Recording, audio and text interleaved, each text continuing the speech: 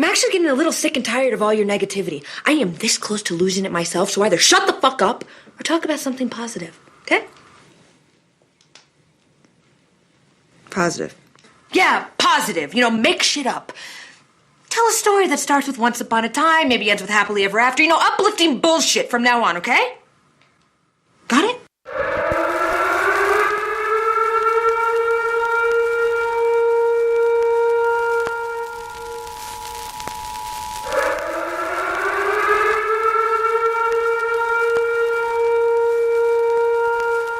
This is the emergency podcast system.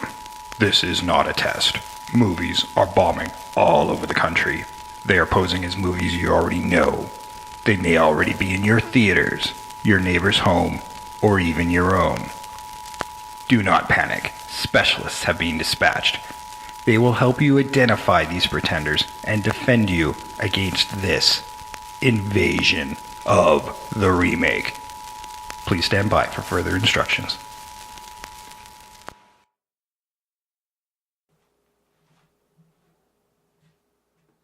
Welcome to the Invasion of the Remake podcast. I'm your host, Jason Bishop, and today we're doing something a little different. We were short on time this week because of some public events we were at, so hopefully you were able to get out to the Calgary Red and White Club and meet Trish and I. We had a good time, and we thank them for hosting us, and we look forward to having you at future events as well. We'll announce those as they happen. We had a bunch of stickers to give away, all sorts of new merch and stuff, and it was great to see the support of listeners that were currently listening and the interest of potential new listeners. So a lot of fun. But this week, we're going to return to the Calgary Horror Con from 2018, back a few months ago, July, August. Today we've got the panels from Tiffany, Shepis, and James Remar. So first up we have Tiffany, Shepis,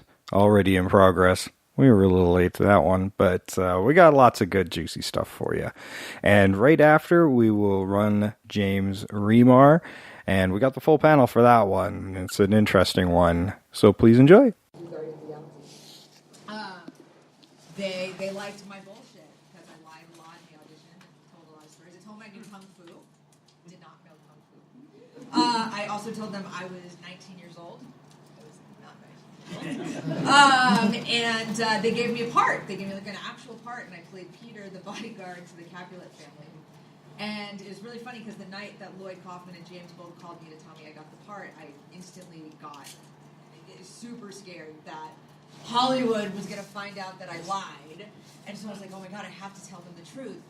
So I was like, I called the production manager back and I was like, hey, Andrew, this is Tiffany. Yeah, I was just cast as Peter. And I was so excited that you guys offered me this part, but I forgot I'm not 19. I'm only 18. So I lied again. And he was literally like, you forgot. And in my 15-year-old head, I was like, this fucking worked. They totally believe this. So didn't really matter. They didn't particularly care. And made Romeo and Juliet, which was literally the reason why I'm sitting here right now, because from doing that, Lloyd Kaufman was like, oh, yes, Tiffany, come with us to Cannes. We'll go to France. Oh, wow, we forgot to mention. And you went on to like Troma's Edge TV. Yeah, I hosted Troma's Edge TV for them, which was a crazy variety show, and y'all should try to find it on eBay. It's fucking bonkers.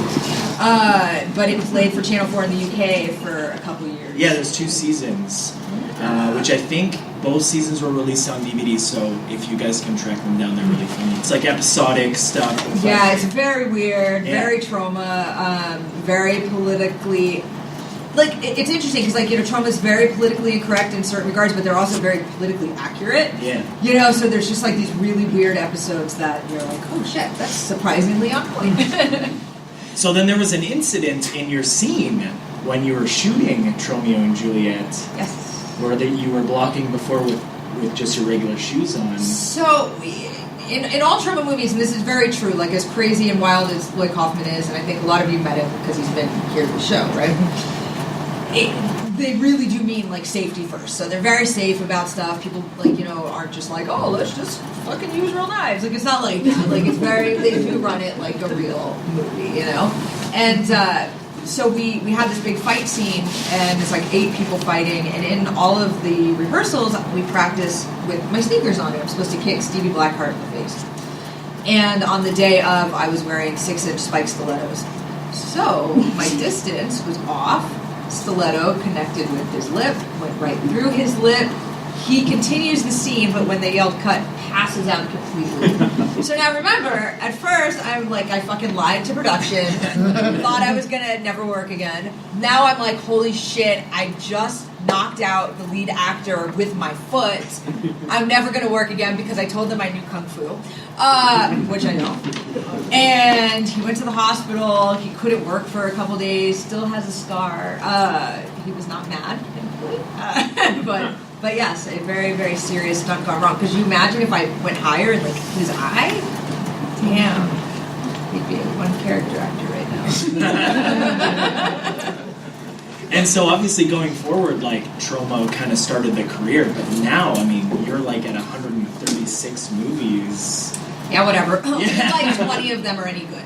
So still like equals out to normal people movie making. But you're like a really hard worker. I mean, you're doing like movie after movie, and I always see you at like doing conventions and stuff like that. And I mean, even new releases with Troma, like Lloyd has interviews with you and stuff. So sure. And you're like, now you have a family and everything, so it must be hard kind of going, you know, like not as hard as anybody else's life. Like everybody works, everyone has kids or people or cats. Yeah. It's like, there you go.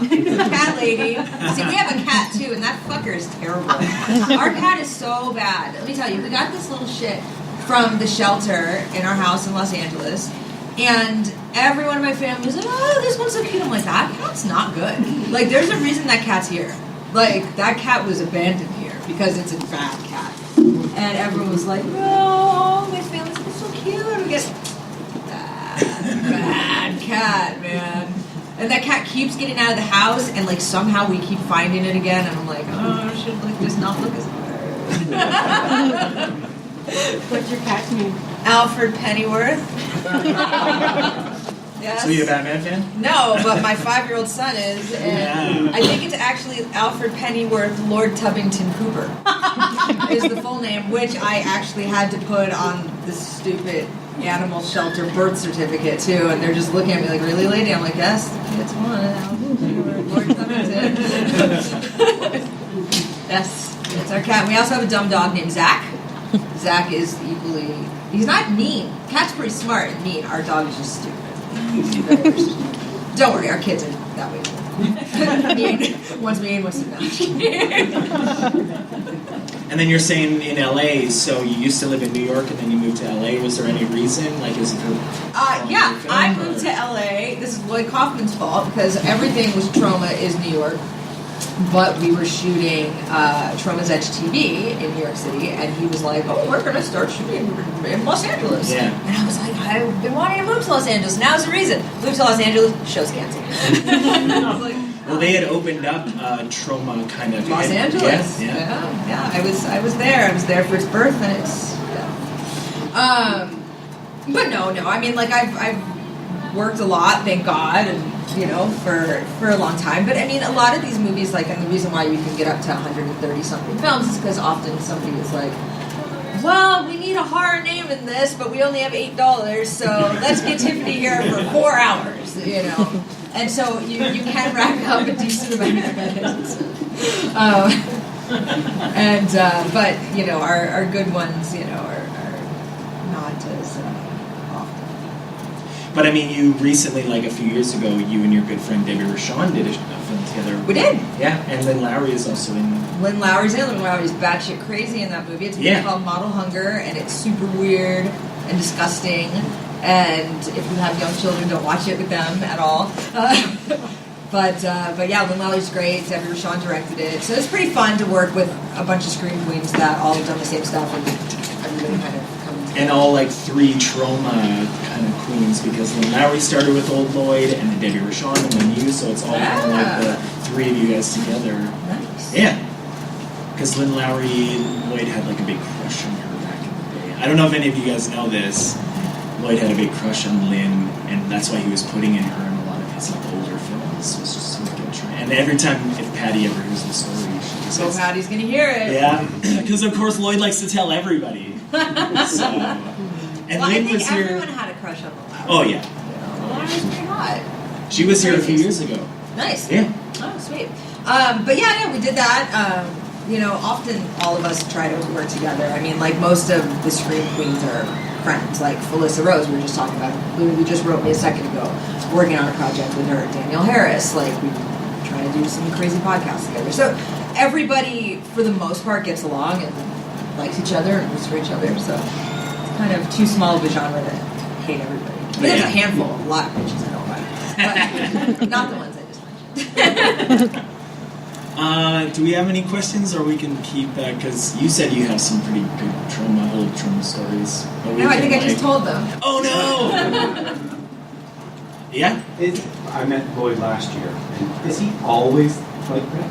Is he ever just like you have a moment where you just sit and have like a quiet moment with him? I mean, people that know him very well, like, will get the normal Lloyd for a few minutes, but then it's like a split personality because, like, you'll be talking and it's like he realizes I've been normal for too long, and it like snaps back to regular Lloyd.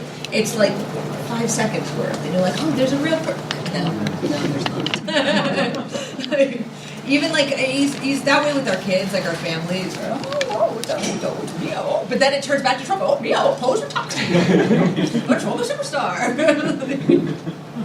Like I remember when I had my daughter, Lloyd, you know, obviously is a family friend, and so he was part of our like, you know, blast of phone calls to tell everyone, hey, it's a girl, you know.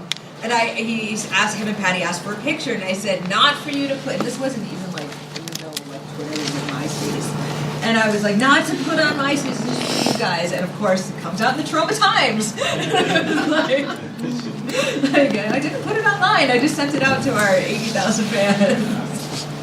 So, yeah. So I don't know. Maybe not. Maybe 1% of the time there's a normal Lloyd. He can be. I mean, if you like get him, or if you're just having dinner, he can be like. Maybe. For the most part, he's always on. I think it's just him. Yeah, It's he's just a not very like like an act, outgoing. it's Yeah, yeah.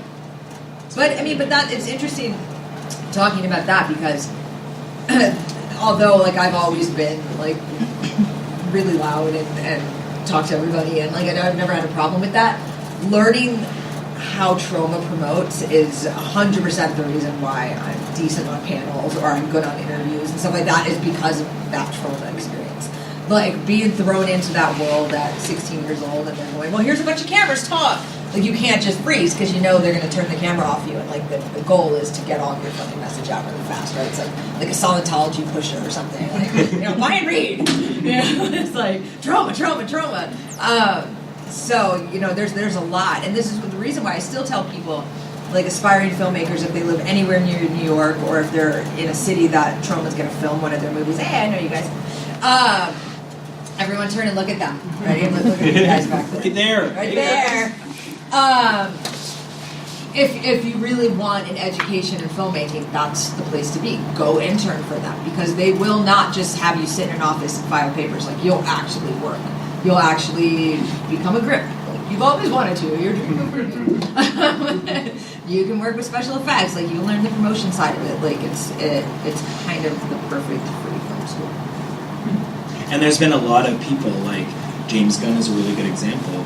So it started out with like writing books with Lloyd and co-directing films and scripts and stuff, and now he's like one of the biggest people in Hollywood. So, I think he is. Yeah. So I mean, you take like this little trauma education, you know, where he was like dove into it, and he became this big thing. And there's so many actors that started in trauma and like. And it's also interesting that like, as much as like you know you can talk shit about like schlocky B movies, like Hollywood really does respect Lloyd's business model and how it works. So they tend to respect the people that come out of there as well. You know, at least. Yeah. Do we have anyone else? So we can keep just yammering away if you guys want. Yammer away? So, anything new? Because you filmed Extremity, which was like an Edmonton-based film, but like you were saying to me earlier, your stuff was all shot in LA. Is there anything else like new or exciting that you're... Yeah, we have a movie called Killer Kate, which is a crazy, weird movie about a bunch of girls that go and rent you guys have Airbnb out here, right? Rent an Airbnb for their like bachelorette party weekend, and shit just starts going massively wrong, and people start dying, but then we didn't realize the chick that rented the house is kind of a badass, and we have to try to kill her. And I'm part of the bad family that tries to break up the awful, terrible bachelorette party. So we have that coming out in the fall, which is really dope.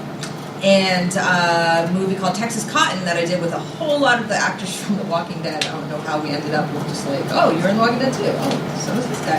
But it's called Texas Cotton, and it also stars George Hardy. And if anyone here is a super B-movie fan, they will remember him from Troll and the best worst movie ever.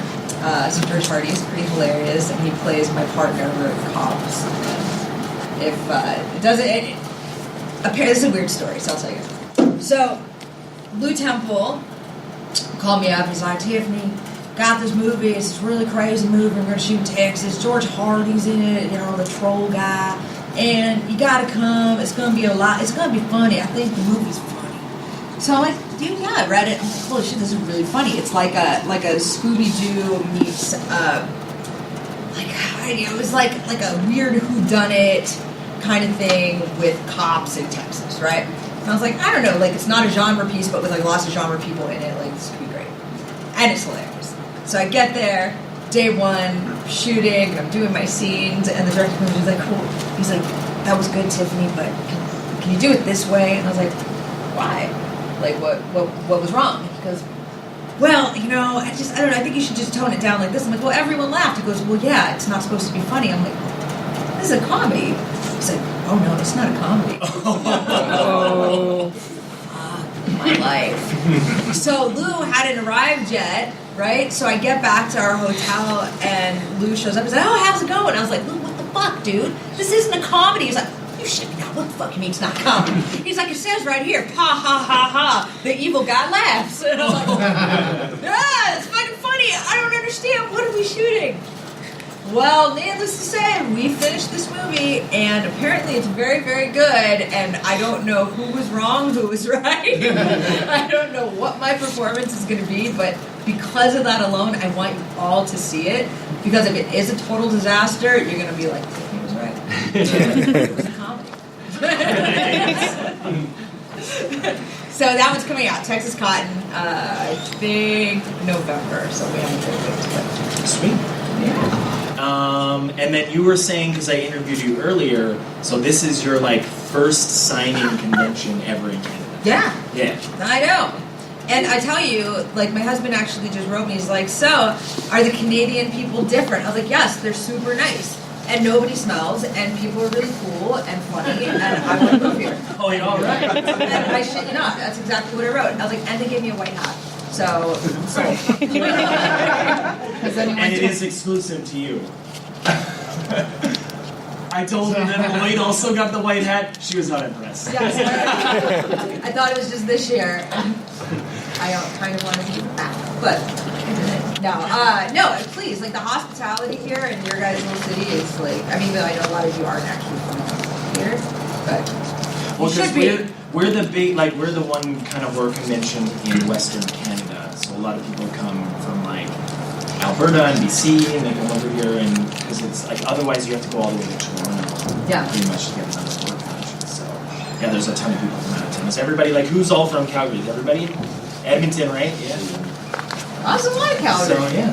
You guys all know each other. You guys all like hang out, know each other by name. It's like cheers. This sounds what? Is it? Why? Wait, what's your name? Nigel? Nigel? Everyone say hi to Nigel. Hi, Nigel. See, now you have a new click. Fuck everybody. Okay. Yeah. See this? Calgary HorrorCon, making friends. All right. Nigel, you've got 1, 2, I don't know, like 20 new homies. Just, if you're going to go to their house, make sure you call, Don't be a dick. Don't overstay this guy, especially. I see him looking at you. Don't overstay your welcome. Like this panel. People are like, isn't PJ Souls up there? Oh. You guys are here for us, right? Yes. PJ Souls is hilarious. Are you guys sticking around for that one? I don't know if it's next. No, oh, okay. I'm like giving out all this false information. Yeah, stick around. Yeah. So yeah, I mean, it's really cool having you here. Like, it was really like awesome when Dan was like announcing guests, and we saw that you were here, because it's like, oh man, we need more guests like you, like the kind of B scream queens, you know, that have done like a ton of movies that like the hardcore fans all know, but.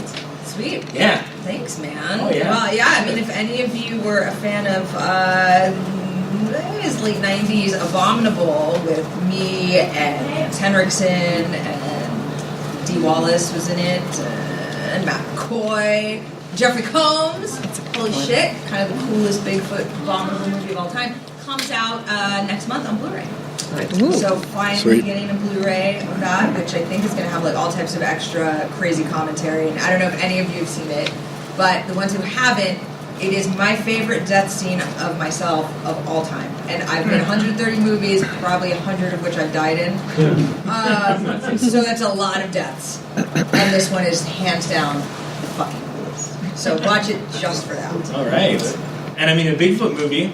This guy's gonna buy it. I'm gonna buy everything. This guy loves Bigfoot. Yeah. So Bigfoot. I used to have one for a roommate. Oh, that's me, sucker. Do we have any other, like, because we can get out of here and Tiffany can go back to autographing. Yeah, you got another one? Sure. So you said shitty movies, but of your 130, if we were going to go look at IMDb, which ones should we pick out and go watch? So one's really hard to find, but it's called Bonnie and Clyde vs. Dracula. Ooh. And it's super fun. And aside from the fact that it's fun, I actually think it's one of my favorite things of myself. Like, it was one of those movies I'm like, man, people need to watch this. I'll get so many more movies. And then nobody watched it. A movie called The Frankenstein Syndrome, which is extraordinarily smart horror. If any of you had Showtime, it played on Showtime like every day for like a year, which was very cool, but not a lot of people in the US have Showtime, so it was like another one, like, God damn it!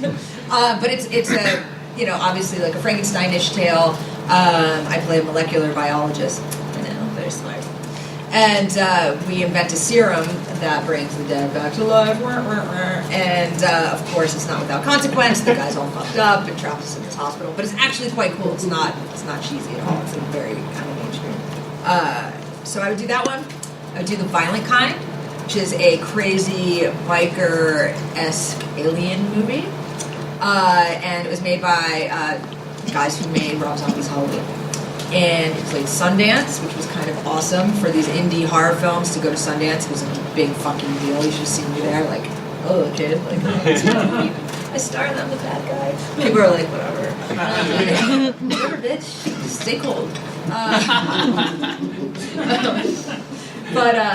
The Violent Kind is awesome. It's super, super fun, crazy, batshit. If you like Sons of Anarchy at all, you will absolutely, absolutely love this horror film. Those would be, I'd say, yeah. Oh, and The Hazing. Me and Brad Dourif. For anyone's a Chucky fan, or, God, he was in every movie. One Flew Over Cuckoo's Nest. Brad Dourif plays a crazy-ass professor, and he's also bad, and so, of course, I kill him, but then that asshole possesses me. And so do you have to play as... I had to play... Oh, so this is funny. It's a funny Brad Dourif story. So, we're doing this movie called The Hazing, and I know that I get possessed by him, and, like, my face kind of morphs into him and everything, and I'm supposed to talk like he does. Well, like, 5 days before we start shooting, he decides he's going to do it in an English accent. Motherfucker. Well, I was like, really? And he's like, well, don't worry, I'm going to come over. And so he came to my house, and I was a super fan kid, like 19 years old, like, what are the friends at my house? And he brought all these tapes of, like, that he made of himself, like doing the different dialects, so I could get it down as perfect as possible, which I did. But it's really, really a badass, fun little film. Like, if you liked Night of the Demons or Hell House, like, you'll absolutely love this movie. And it starred Perry Shen, who I went on to do the Victor Crowley, which just came out last year, which is Hatchet 4. So, if you like the little Asian dude in Hatchet movies, you will love the hazing because he plays my love interest. It's very funny and weird brother. Sweet. Yeah. And you playing as Brad. And me playing as Brad. Yes. The hazing. Nigel, get with it. Oh, hazing. Yeah, we didn't tell you about the town hazing that's going to happen too after. Oh shit! Wait, are you from Calgary? So yeah, thank you so much. This has been great. Are you guys like anything else before we wrap up? We're good. Yeah, let's go. Yeah. Okay, there we go. Any good stories from the set of Victor Crowley? Yes. Kane Hodder is a massive douche. No, I love Kane. Known Kane for a long time, but he did pee in the water. He peed in the water. All right, spoiler alert: the plane ends up in the water. Okay, so and a lot of people are in it, and he peed in it. He peed in it, and we're like, dude, we're sifting, like we're in this water for like weeks. Go away. It's like, no, Walt, you're fucking disgusting. I hate you. So that was gross. Spoiler alert: I end up pinned under something. I drowned. No, I don't. I'm just kidding. But we do spend a lot of time in the water in a swamp in the movie, and it was cold. No, not as cold as here. I mean, we shot in Los Angeles, for Christ's sake, so it's not like, oh my god, I was freezing. But it was gross and dirty and cold, awful. We made Brian Quinn from Impractical Jokers plays one of the characters in it. I don't know if anybody watches that show. But we liked to try to prank him on set, which is, bullshit, but that was kind of funny. And we were walking to set one night, all of us, me, Brian Quinn, and Laura Ortiz from Holliston. And we see Kane, or Victor Crowley, kind of like hovering near these trees. And I'm like, Kane! I was like, oh my god, the fucking costume looks so great, let me take a picture. And he turned at me with the hatchet and was like, no picture, Shepis. And I was like, legit scared. Like, alright, dude, fucking back up. Like I'm just gonna leave now. Like, he's quite terrifying, even in person, even though you know it's makeup, even though you've watched him, and I've known him since I was 15. There's something oddly, weirdly menacing about him, even though you know it's fake. So yes, I actually had a real life, like, creep out fact, like, how am I gonna get that fucker? It's crazy. But yeah, other than that, it was super fun to watch Felissa Rose and her, well, who's seen it? I'm not gonna spoil that. But that scene, it's pretty hilarious. We actually had a run at the Globe Cinema that I work at. We had a run for about 2 weeks of it. So it was cool seeing you on the big screen. Nice. Yeah. Thank you. But yeah, if you guys haven't seen that, go watch it. I have 2 copies left at my table. You can buy it there, Blu-ray and DVD combo. Yeah. Sweet. And that's it. Thanks for coming. Yeah, thanks, guys. Thank you.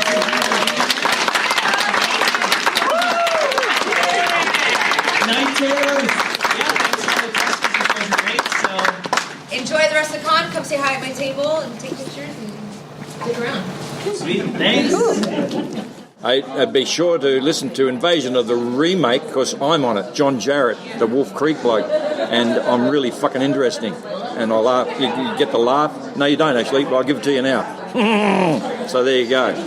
So make sure you watch it. If you don't, you're fucked in the head, basically. How do we start? What's going on?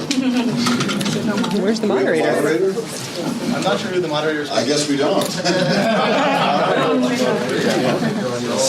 We don't have a moderator. Fantastic. All right. Well, what do we want to do? We've got a panel here. I don't know specifically what for. With me and my illustrious career. That's right. I guess typically a panel is conducted with questions, right? So why don't we just go ahead with a show of hands, and I'll answer some questions for you guys. Oh, wow. Can you dig it? I got a question regarding your performances in Django Unchained. Okay. At the start of the movie, you play Ace. Yes. And you get shot by Chris Love. Yeah. Spoilers, sorry. If you haven't seen the movie, you're in the At the end of the movie, you play Butch, and you shoot Christoph Waltz. Right. Was that a deliberate kind of karmic? Absolutely. There's nothing that happens by accident in Quentin Tarantino. No, I didn't think so. No, that's even though the characters aren't the same person. Yeah. But I did wear a bowler hat, so you never saw, what was underneath the hat. So who knows? Maybe there was a big hole there. Yeah. So there's nothing happens by accident, and it was by design. So it's because it's a revenge flick. Yeah. And you don't have to be the same character as long as you're the same actor getting the revenge. There is any element of vengeance in a revenge flick tends to satisfy that appetite. Yes, young lady. What was it like working with Tarantino? It was very inspiring. It was always exciting. You're always on your toes, and it might seem chaotic, but it was very, very well ordered, as a matter of fact. Everybody who's on a Quentin Tarantino set wants to do their very, very best.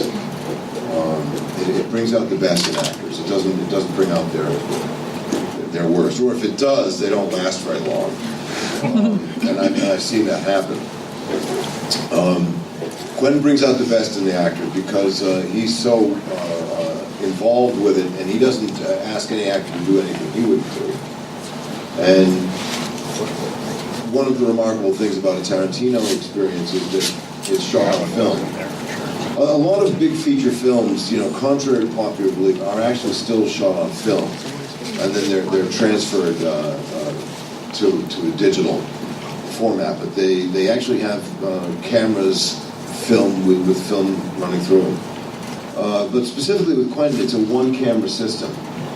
So you have one camera with a magazine, and he's sitting next to that camera. That's very, very old school. In the old days, that's what the director did. If the director wanted to see what the camera was seeing, he had to sit next to it. Nowadays, you have monitors that are plugged in. He doesn't have any of that on his sets. So it's an old school experience, and yet they're the most vibrant current movies anybody's making, and they're always must-see events. So I don't know if that's is it the filmmaker or is it the material? And I argue it's the filmmaker. Okay, does that answer? Absolutely. Okay. Yes, young lady. Thank you for coming. Sure, thank you for having me. It's really exciting to have you here, and we just want to express our gratitude. I'm curious to know, what was your most challenging role and why? The one the one I'm doing now, I'm on Black Lightning because I'm old. But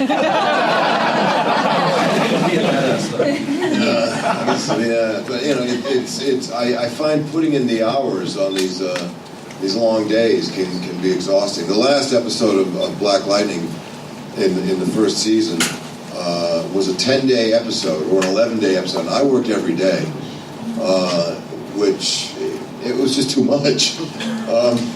That my character usually works like 3 days out of the episode. They had me on every day, so I was beat.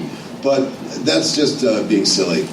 I would say probably the role of Dutch Schultz in the Cotton Club was the most physically demanding, and I wanted it to be the very best because I was surrounded by a lot of very, very great actors, and Francis Coppola is coming off of Apocalypse Now and back-to-back wins in the Best Picture category, and I'm his villain, and what that movie required of me was that I had a makeup done by the great Dick Smith, and they shaved my hairline back 1.5 inches. And I had to wear a prosthetic piece and a thing in my jaw and a little extra padding on my body because I was pretty skinny. And it was just emotionally and physically an extremely demanding role, and I feel just like the gangster, he died when he was like 33, and that kind of life, the living that life like that is a real burnout life. These guys are going all the time. They're always fighting. They're always getting shot at. They're shooting at other people. They're drinking all the time, and they're all dead by the time they're in their 30s if they're lucky, and it felt like it was killing me. So I'm glad it's over, but I'm very proud of it. It was my first real biographical character. It wasn't something out of somebody's imagination. Dutch Schultz was a living, breathing person, and the responsibility to play those is I take that very seriously. Yes, sir. How did you first come about with the casting process for The Warriors, and then talk about maybe some of the other films you did with Walter Hill? Well, the casting process of The Warriors was, once again, it was very old school. It was 1978, and in those days, all of us actors were clustered in New York.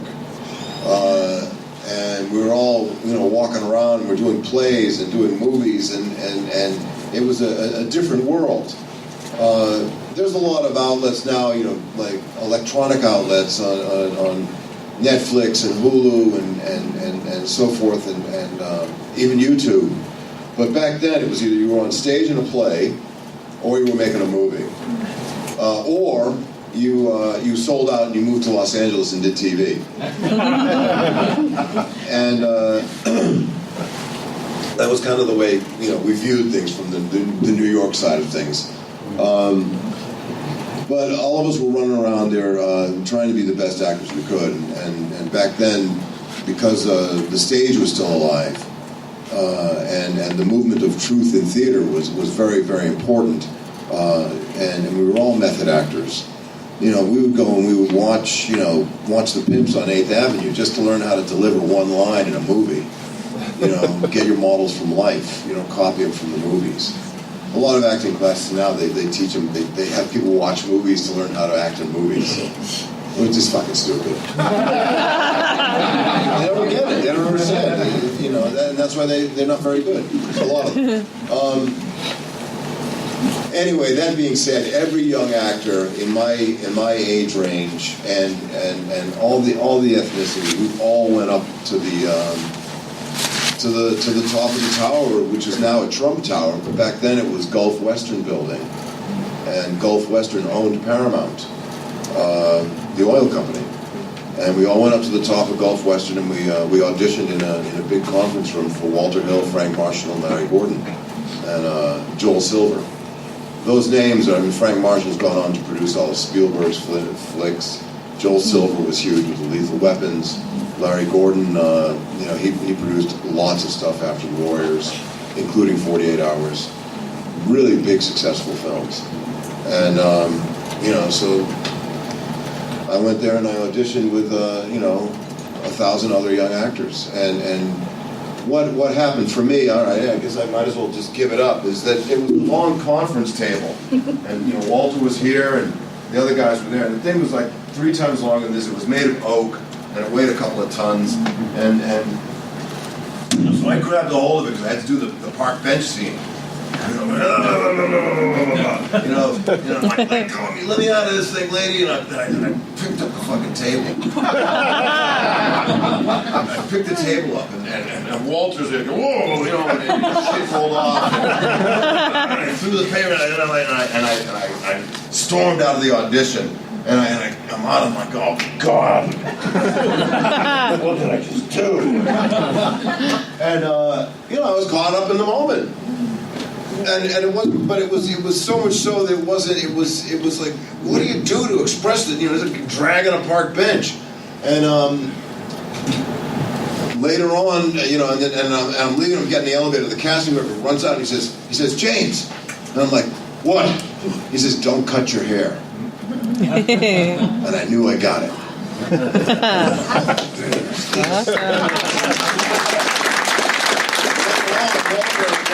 asked, why did you hire James Remar to play the part of Ajax? Because Ajax was written as a much bigger guy. He says, I had to. He picked the fucking table up. That's a true story.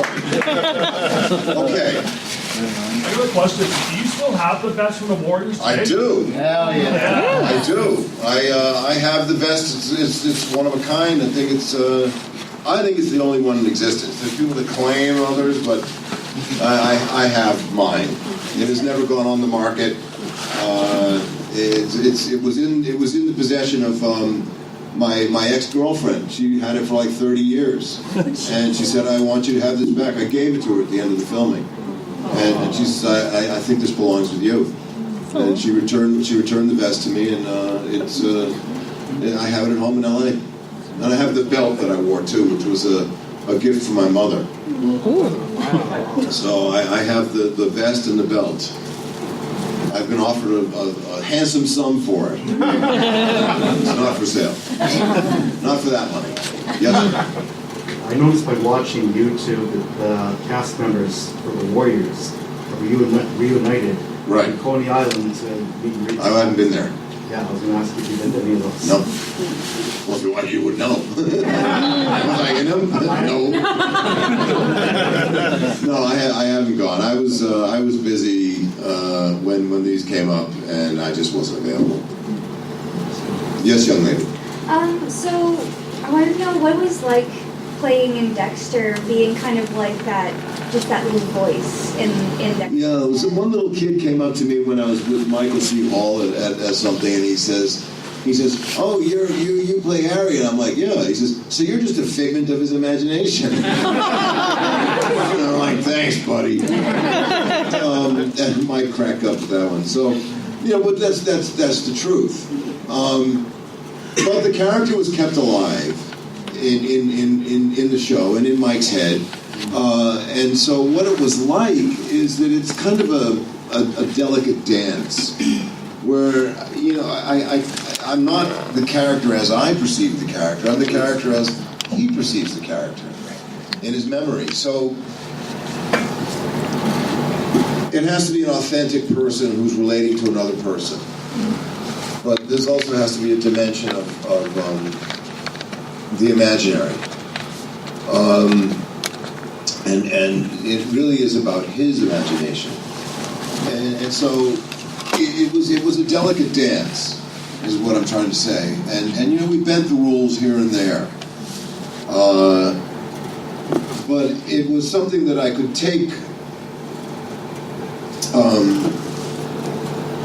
comfort in knowing was that William Shakespeare wrote a character like that. So it wasn't something that was just off the wall and something, stupid. It comes from, classic literature and namely Hamlet. Because King Hamlet talks to young Hamlet and he tells him, your fucking uncle poisoned me, he killed me, and he's sleeping with your mother. Go take vengeance. Right? And that's really the basis for it. And it's because the ghost of King Hamlet appears to Hamlet, and the actors have to play that like it's reality, right? So when I say that, people are like, "Oh, Dexter." The guy that wrote Dexter originally, Jeff Lindsay, was a very, very, very smart man. So that kind of thing coming out of his brain is not far-fetched at all. Okay? Satisfied?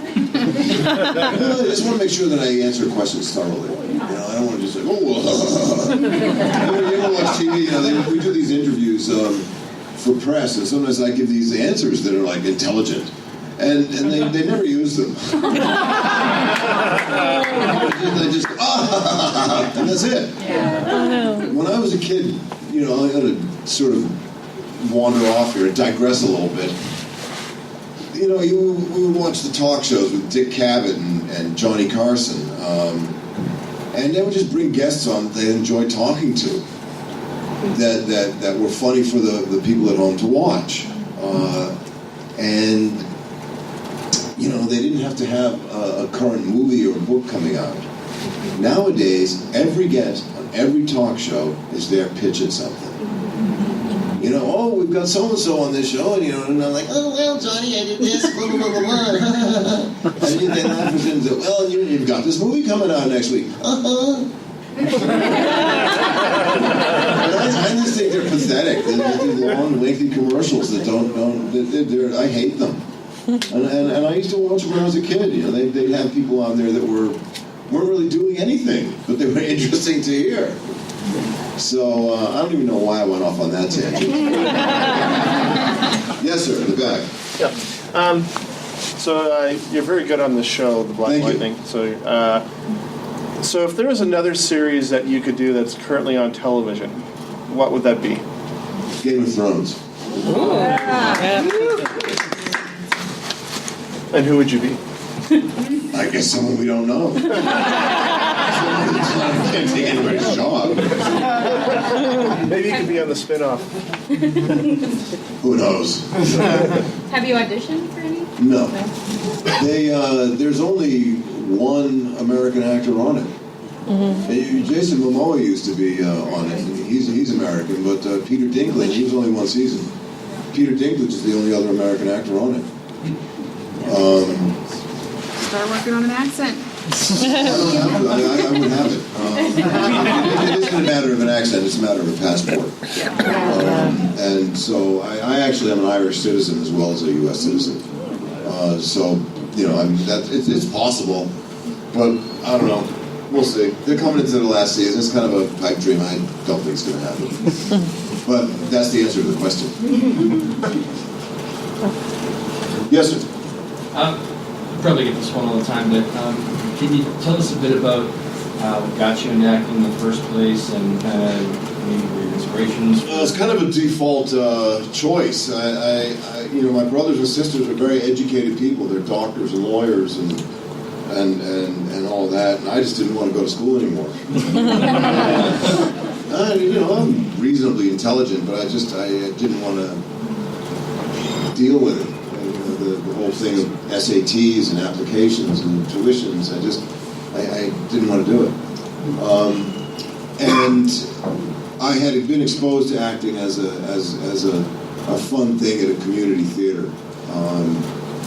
And when I was laid off of my roofing job because it was winter, I went down to Florida and I auditioned for an outdoor historical drama about the settling of St. Augustine. And they gave me a job.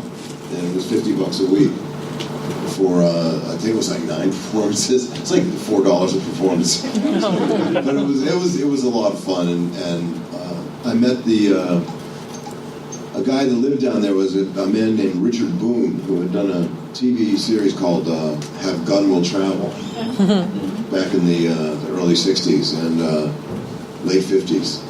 And I said, what does somebody do next if they want to be an actor? And he said, go to the neighborhood playhouse school of the theater. And I thought I could handle that because it's just the school of the theater. And it turned out to be a very challenging experience. I met them and they said, you can come. And, you know, my dad paid for it. He gave me $2,500 in 1975. Which is a lot of money. A lot of money. And I'm forever grateful to him. And he said, you know, you should get a degree in something else. So you have something to fall back on. And I said, well, if I have something to fall back on, I will. And he said, okay, I respect that. Let me go to school there. Oh. It's very personal stuff. Somebody had a hand up. Yes, young lady. Yes. He's already gone before. What brought you to Sex and the City as that part of Richard? What brought me to it? Yeah. Well, you know, I had somebody just made a face out there. Like, oh, he's still talking? How long time is this going till? We don't care. Well, no, I mean, I got to go back and satisfy the hordes. It's the last one. Okay, here's the horde. Sex and the City. You know, one of the guys that worked at my management company told the head manager, you know, I'm going to submit James for Sex and the City. He's like, good luck. Because he's just a killer, right? And I auditioned for it, and I apparently really embarrassed Kim. And the Michael Patrick King, the showrunner, thought that was great.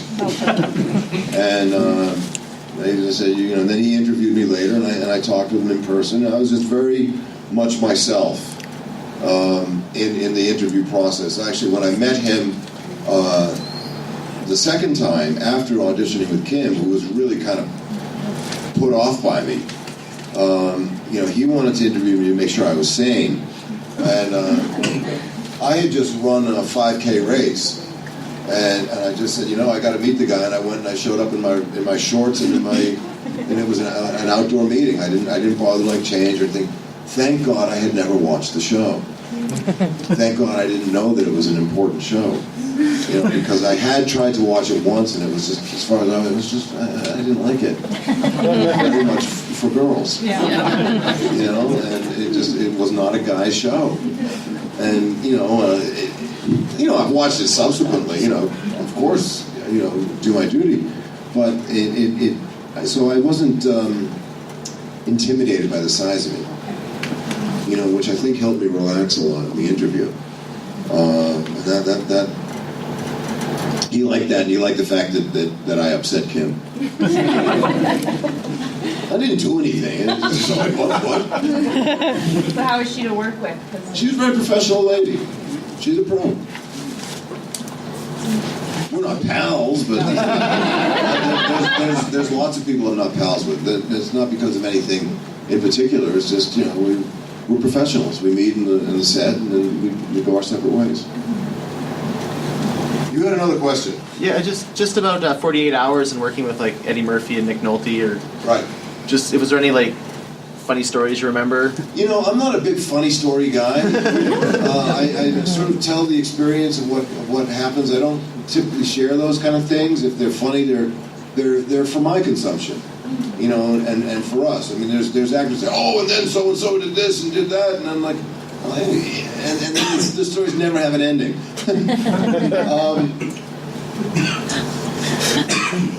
I will say that Eddie was started, because he was a Warriors fan. And one night, the night that I'm like, I'm gonna fucking shoot your head off.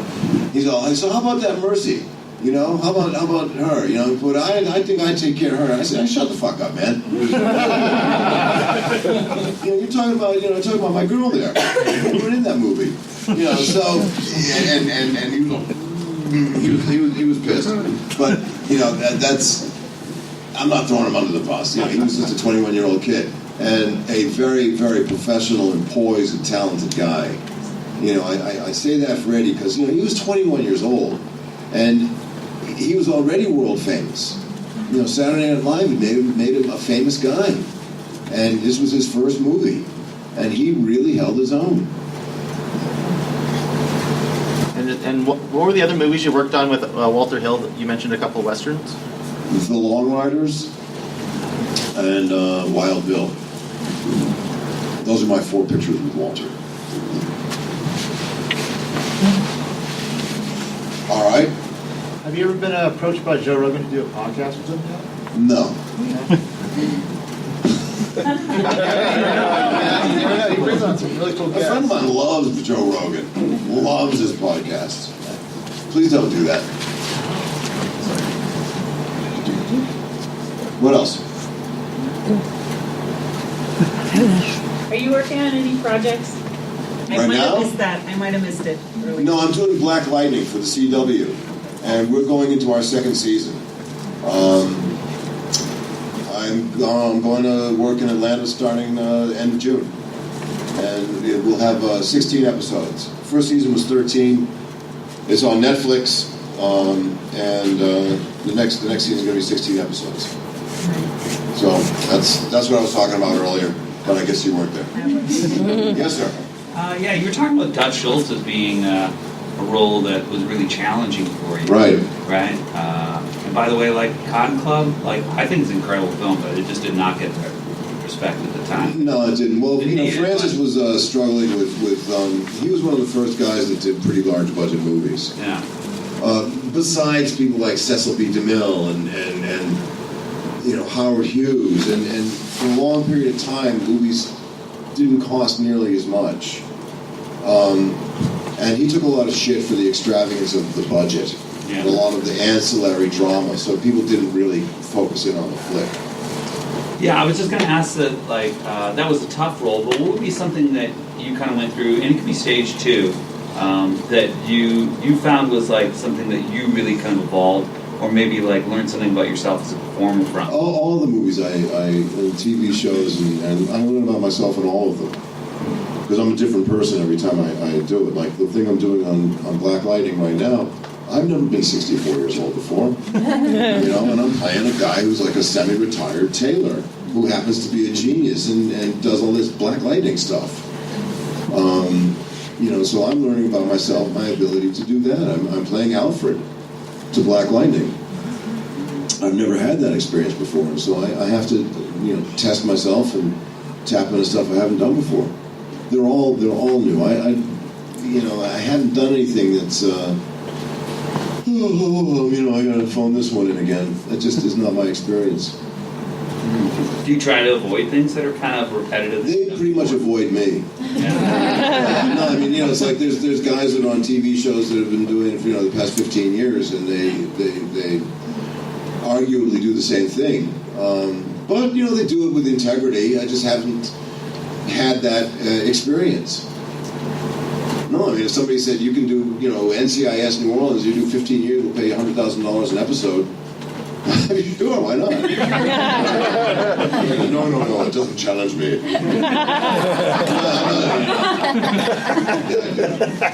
Yes, ma'am. Yes, young lady. How different is it from doing a voice acting role versus you playing a person, because you've done quite a bit of just. Well, you have to get the emotional elements right with the voice acting. You have to kind of focus in a different way. But you can show up in your pajamas, and nobody's touching you. When you do acting, in person, you have to put on the clothes of that character. You have to, put on makeup, and people are touching you, and in your bubble. Yeah, they're all over you. You're surrounded by people all day. People that are pointing cameras at you, people that are handing you stuff, people that are saying you said the line wrong, directors saying say it like this, other actors. It's a much more of a communal experience. Whereas, with voice acting, you can be just kind of by yourself. Was there a difference between doing just a cartoon voice acting versus when you were doing some voice stuff for Destiny 2, the video game?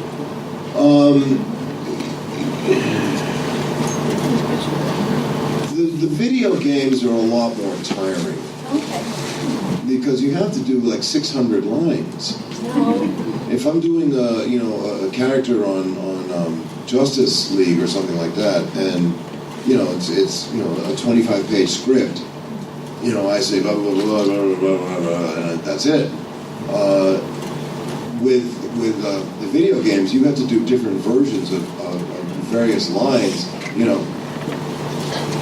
There's and it's really tiring. There was a whole thing with Screen Actors Guild where actors were saying you're damaging our voices. The whole yelling thing, and if you yell at something 14, 15 times, you're gonna say go left. Go right, go left, go right. It's just because that's that's what's happening in the game. The game is not linear. The game's different every time, so they have to have all these options, and so you're recording a whole mess of stuff. Sorry, keep asking. No, it's better than not. You've had a chance to work with Tarantino. You've worked with DiCaprio, Walter Hill. Are there any actors or the directors that you haven't worked with yet that you would like to work with? Yeah, there's lots of them. Yeah, there's lots of them. Any top of the heap kind of? Sure. What am I going to say? No. Like Guillermo del Toro. I think that I would hit it off with him. Because Shape of Water is really a glorified creature from the Black Lagoon, and he admits it. And I like that. I think I do well with him. I'd like to work with Robert Rodriguez.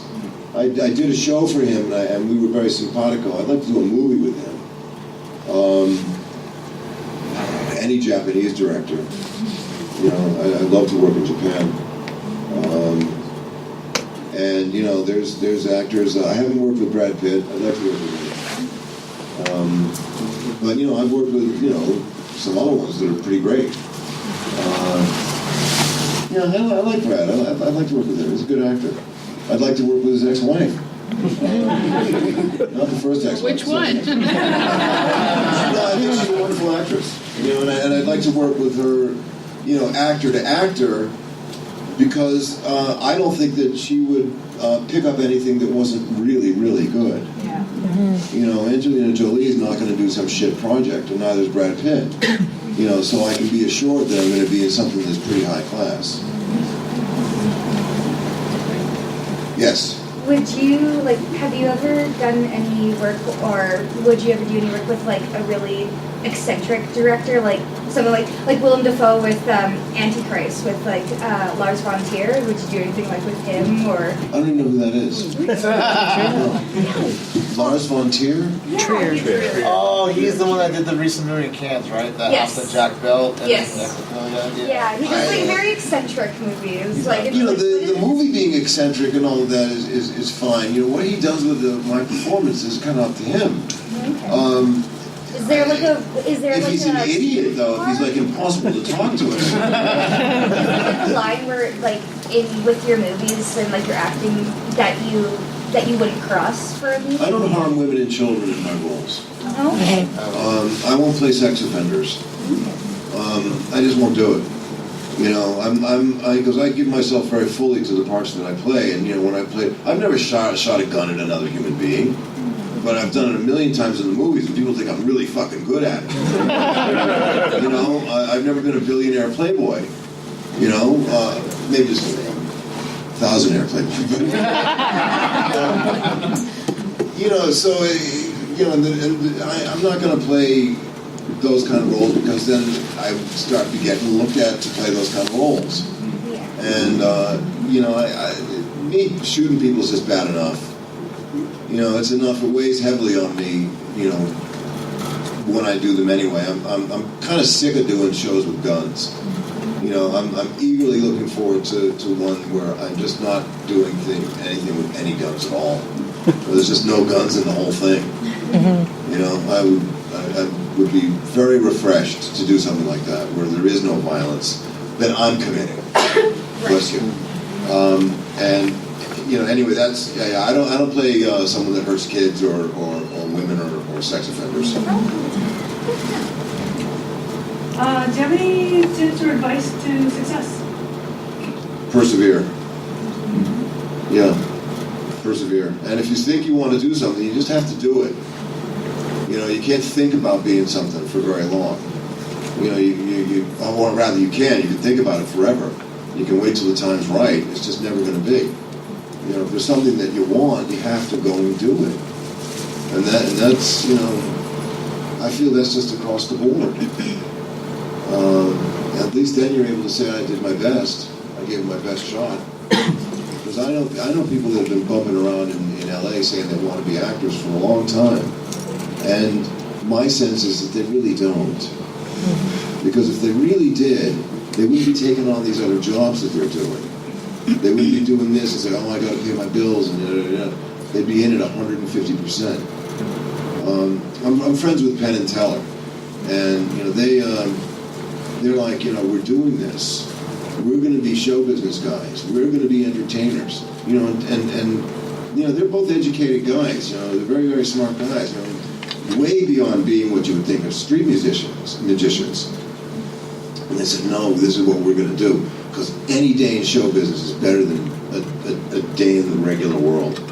You know, and they agreed on that. This is what we're going to do. We're not going to take the second jobs. You know, so are they multimillionaires and super successful? And you all knew who I was talking about? Yeah, but they were two guys in a car, you know, busking on the streets at one time. As a matter of fact, Penn Jillette, the big guy, had an appearance in The Warriors that was cut out. Yeah, he was throwing knives on the boardwalk, with Michael Beck, and sticking in pieces of paper. He was the guy throwing the knife because he was an expert knife thrower. And they cut him out. So he's been around a long time too. I think it's probably time to get wrapped up on this. We've given it, a good 45 minutes. Does anybody have anything, a burning desire? Or yes, sir. Just one last question here. Okay. As your long career straddles so many decades, you've seen.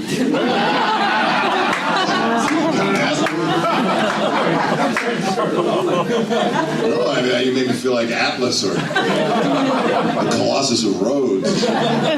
Seriously, you've been at the forefront, not just the old studio type system from New York and film and such, and when it transferred over to like big ticket TV, high concept TV shows like Sex and the City.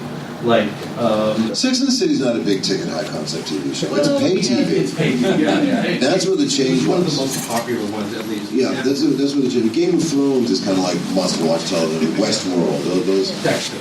Yeah, Dexter, yes, to a degree.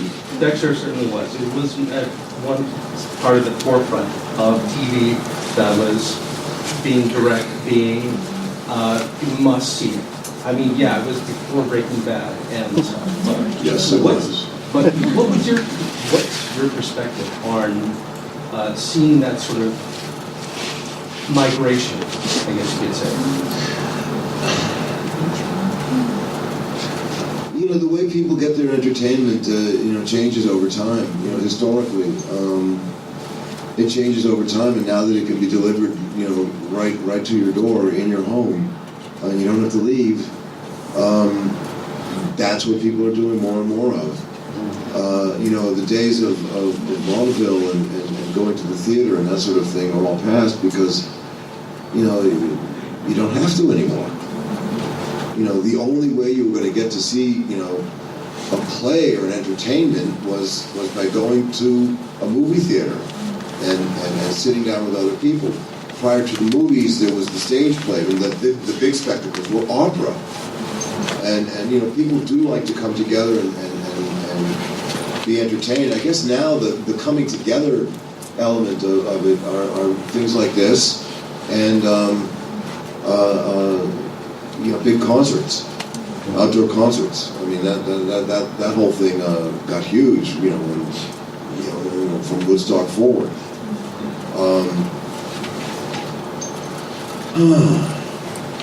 It was kind of cool going to the movies back in the day. When studios were making a movie a month, when Paramount was making a movie a month, they would release 12 movies a year. Under the Paramount aegis, and there would be movies that were a story movie, there'd be movies that were their big movie, there would be their little movie. Rocky was released by Paramount. And Rocky was like, maybe a $6 or $7 million budget. They were making movies that had scripts, that had characters. It wasn't all, nowadays the big, what we call tentpole movies are the Avengers, are Black Panther, Batman, and they got to make $150 million. So that whole model for people going to the theater and sitting in the seats for that, it's just got to be those. The small movies that are story driven and win the awards and all that, nobody ever fucking sees them. It's like because you can watch Breaking Bad or Dexter at home or Game of Thrones. Theater. But when I was a youngster, if you wanted to see those kind of movies and have these kind of conversations, about these. Well, did you see the Francois Truffaut movie? Did you go see that? Blah, blah, blah, blah, blah, blah. You go to the art houses and you watch these incredibly moving pictures. There was a sweetness to it that I don't see happening as a communal event nowadays. I guess people watch them at home and then Twitter about them or Facebook about them. They communicate that way, but that's just not my era. And I'm not on social media. I don't enjoy it. You know, I don't have anything against it, I suppose. It's just, you know, I like to talk to flesh and blood. You know, I'm not that big on talking of the phone. Yes, sir. But I digress there, whatever. If you had to pick a favorite movie? I can. You know, what else? There was a movie I did called Windwalker that hardly anybody ever saw. It didn't never make it again. It was shot on film. We shot it in the wilderness, and I was basically the last non-Native American actor to play a Native American in a leading role. Nice movie. Like, even just a movie that you like. I like it. Doesn't have to be. I like that movie. Well, what's your question? I'm sorry. Yeah, if you have a favorite movie. Oh, if I have a favorite movie, not just a James Remar. Seven Samurai. Akira Kurosawa's Seven Samurai. It's the most complete movie ever made. All right, guys. Thanks for coming.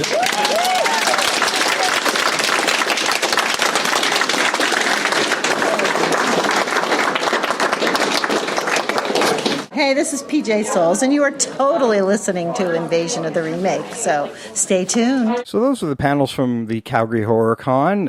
Special thanks to Dan for hosting that and inviting us to be at those panels and the interviews we had earlier this year. If you missed those, please go check back in our library. They're just a few months back, so it won't be too hard to find those. There's lots of great content there. And this is a bit of a primer. This is a primer for all of October, where Sam, Trish, and I are going to be talking about horror movies all month of October. We're going to be doing our regular comparisons as well as some remake episodes, and we've got some surprises happening there. And there are a lot of other podcasts to support during October. Just look for the hashtag on Twitter, AllTheHorror. That's hashtag AllTheHorror. It's going to be going all month long. Lots of different podcasts are involved, so please check them out as well. And that's not all. Not only do we have all that horror to give you, we are also going to be watching 31 horror movies for every day of October. They're not just any old horror movies. They're horror movies we have never seen before. Potentially 93 movies we're going to be looking at. And we're going to turn that into a couple of specials in November as well. And if you want to join in on the fun, use that all the horror hashtag as well as 31 Days of Horror. And you can give us your final lists as well. Email them to invasionoftheremake@gmail.com. Or you can send us a message over on our Facebook page. And that being said, please follow us on Facebook and Twitter. We're at Invasion Remake on Twitter. We're also on Instagram under Invasion of the Remake. And tell your friends about the show. Tell them where to find us. We're in a ton of different places. iTunes, Stitcher, Google Play Music, TuneIn Radio, Player FM, Blueberry, and even, nobody's here, frickin' YouTube. It's not the same. It's not the same if it's just me. Damn it. Frickin' YouTube. We're there too. Enjoy it. There's no video. It's just us. Well, I hope you enjoyed this episode. We'll catch you next week where we're going to be stepping into some horror. And we've got lots of cool stuff lined up for you in October. So stay tuned. I've been Jason. And I guess I am out of here.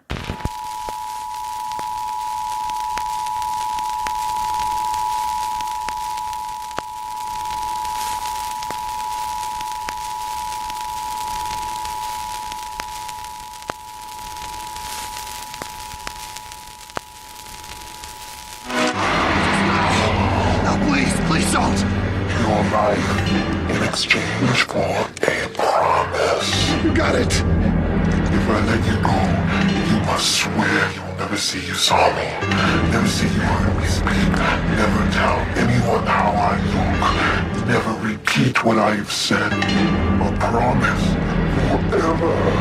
You gotta be kidding. I promise. Cross your heart.